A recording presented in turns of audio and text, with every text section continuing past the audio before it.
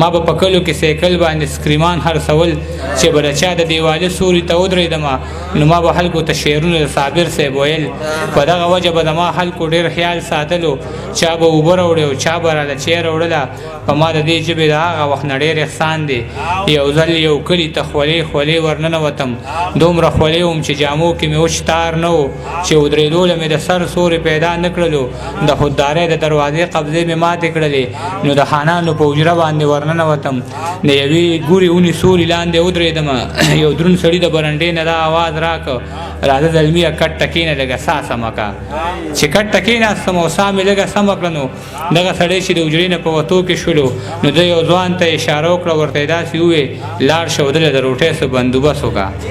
دغه زلمی زما نه عمر کې بس لږ کشر و هغه روټۍ راوړه او په کټ کې راسره کښېناسته دغه روټۍ دومره پستې وې لکه نرم مالوچ داسې خوشبو د دې روټۍ نه راحته لکه چې چېرته زما د وړې خور وي په لاسونو پخه د یوې پېغلې جینۍ ویر پکې ښکاره ځلېده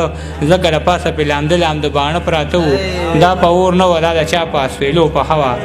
زه یې حیران کړم او ما ترېنه تپوس وکړ ستاسو په کور کې دا روټۍ څوک په مشین پخوي هغه ویې نه زموږ په کور کې ورندار ده زما په سره ګرمۍ کې چې د اور څومره کارونه کېږي نو دا به ټول زما د دغې ورندار په لاس وي او بیا چې ژمي شي یخني راشي او پومه راشي بیا چې په کور کې د اوبو څومره کارونه کېږي هغه به هم زما د دغې ورندار په لاس وي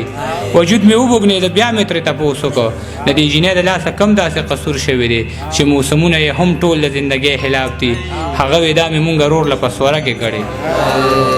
وجود مې وبوږنېده بیا مې ترې تپوس وکړ د دې جینۍ د لاسه کم داسې قصور شوی دی چې موسمونه یې هم ټول د زندګۍ خلاف دي هغه وې دا مې مونږ رور له په سوره کې کړې د دې جینۍ رور زما رور سره په سپو وران شو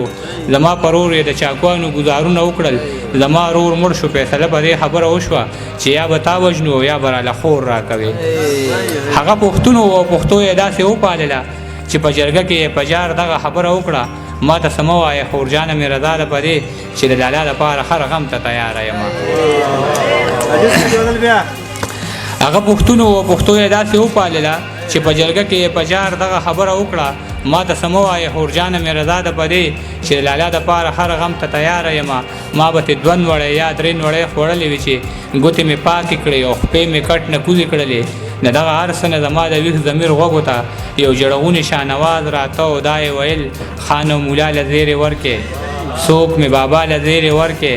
د جنګ بلا له زیرې ورکې او زما لالا له زیرې ورکې په سپو مینه زرې خاورې رې کړمه